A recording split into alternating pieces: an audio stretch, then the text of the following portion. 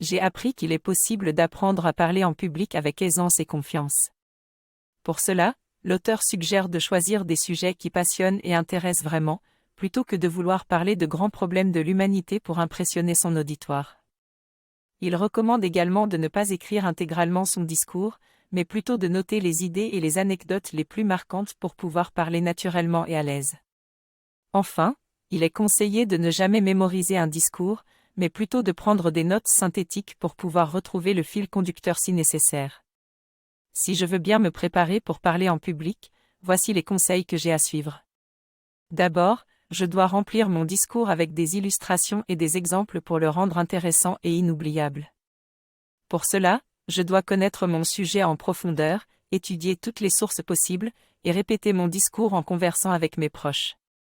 Ensuite, je ne dois pas imiter les autres, mais être moi-même, en tirant le meilleur parti de mon individualité pour capturer l'intérêt de mon audience. Enfin, je ne dois pas me concentrer sur ma voix, ma posture ou mes gestes, mais plutôt sur ce que j'exprime et sur mon état mental et émotif. Avec ces clés, je pourrai réussir à parler en public et laisser une bonne impression à mon audience.